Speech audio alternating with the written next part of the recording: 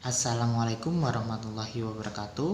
Perkenalkan, nama saya Aryan Tito Akbar, NPM 2057021007. Di sini saya akan menjelaskan tentang alat-alat yang sering digunakan pada praktikum ekologi.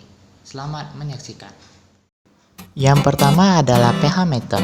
pH meter adalah alat yang digunakan untuk mengukur nilai pH, tingkat asam maupun basa dari larutan untuk pH meter air, dan mengukur nilai pH dari tanah untuk pH meter tanah. Yang kedua ada CGDH, adalah alat yang digunakan untuk mengukur transparansi air di laut maupun di danau. Disk dipasang tali dan diturunkan ke dalam air sampai pola disk tidak terlihat lagi dan diambil sebagai ukuran transparansi air. Ketiga, kompas, alat yang digunakan untuk menentukan atau mengetahui arah dan besaran derajat suatu arah. Prinsip kerjanya, panah menunjuk magnetis memberikan arah rujukan tertentu yang menyelaraskan dengan medan magnet bumi secara akurat. Keempat, luxmeter. Alat ini digunakan untuk mengukur besarnya intensitas cahaya suatu tempat dan mengukur tingkat iluminasi. Sensor diletakkan pada sumber cahaya yang akan diukur intensitasnya. Selanjutnya kita ada altimeter. Alat ini digunakan untuk menentukan ketinggian dari titik permukaan laut menggunakan tekanan atmosfer. Semakin tinggi maka tekanan yang dihasilkan semakin kecil. Kemudian kita ada Ekman graph.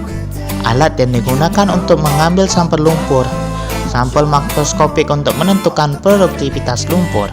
Alat ini menggunakan dua rahang jepitan untuk menyekop sedimen. Lalu ada hygrometer, alat yang digunakan untuk mengukur kelembaban pada suatu tempat dengan menggunakan dua termometer untuk mengukur suhu udara biasa dan suhu udara jenuh. Selanjutnya kita ada soil tester, alat yang digunakan untuk mengukur nilai kelembaban, suhu, dan pH tanah. Prinsipnya seperti elektroda dengan menangkap adanya H+ dan OH- pada tanah. Kemudian kita ada plankton head. Seperti namanya, jaring yang digunakan untuk menangkap plankton ini biasanya ukuran jaringnya disesuaikan dengan ukuran plankton. Sudah di benda terakhir, teropong. Teropong digunakan untuk melihat benda-benda yang jaraknya jauh agar tampak jelas. Sinar sejajar yang masuk ke lensa objektif membentuk bayangan nyata tepat di titik fokus bayangan ini akan berfungsi sebagai benda maya bagi lensa okuler. Lebih dan kurang saya mohon maaf. Terima kasih telah menyaksikan.